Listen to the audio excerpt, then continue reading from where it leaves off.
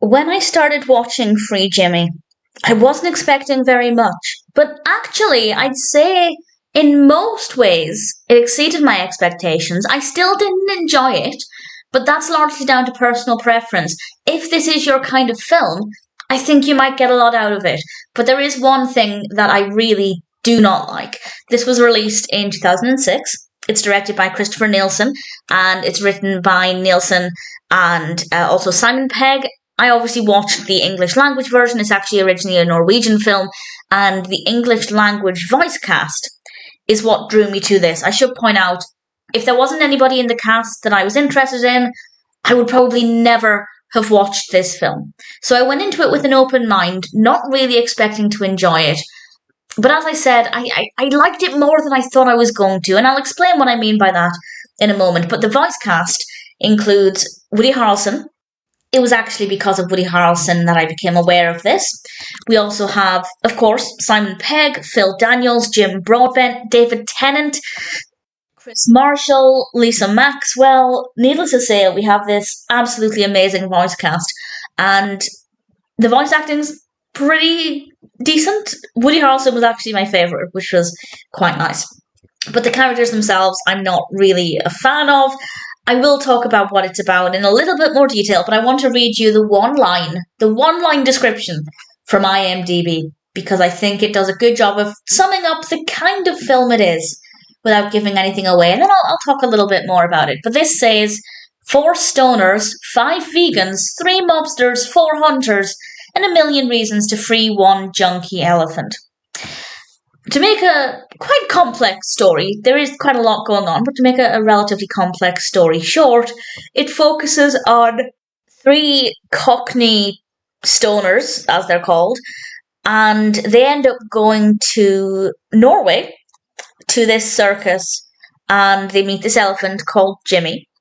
And Jimmy becomes involved in their drug activity. I don't want to say too much more about that. I don't want to give it away in case you do decide to watch it. But certainly the treatment of the elephant isn't great. But also the treatment of the elephant in the circus wasn't great. And this whole concept of freeing Jimmy might have been done with Jimmy's best interests. But as soon as you involve drugs with the elephant, you're not really thinking of the elephant's best interests. So it's definitely quite complex in that regard. And I actually think there are a lot of positives about the narrative, at least the way it's written. And this is me being positive about a film I didn't really enjoy. The structure is very good. The pacing is really good. Although I didn't like the characters, I thought they were very well written. So as a story, if it's your kind of story, I think it's actually going to be pretty good. But for me, it definitely isn't my kind of film. And that's fair enough. Sometimes I watch films that I don't think I'm going to enjoy, and then I end up really liking them. And needless to say, this wasn't one of those occasions, but it did also exceed my expectations. However, the one part that I really didn't like, is parts of the animation.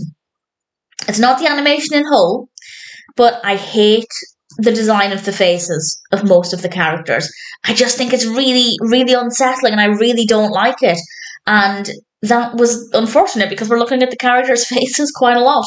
On the flip side, I did like the design of Jimmy. I thought the elephant looked really good, and there were some good bits of animation with the backdrops and things, so it wasn't all visually uncomfortable.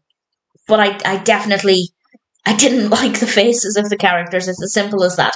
So it was better than I'd anticipated. I was going in with an open mind and hoping for the best, and it was better for me than I thought. But that being said, if it's your kind of film, yeah, you might get a lot more out of it than I did. I'd love to know what you think of it if you go into this expecting to enjoy it. It's also worth stressing, I feel like the description made this pretty clear, but just in case not, this is 100% not for children. There are some pretty shocking scenes. Not shocking as in I found them offensive or anything, just things that I didn't expect to find, and I've never seen before, even in any adult-based animations that I've seen. And I guess credit to the film for being brave and putting those things out there. There is absolutely an audience for this. I'm not necessarily that audience, but with that in mind, I still liked it more than I thought I was going to. Do I recommend it?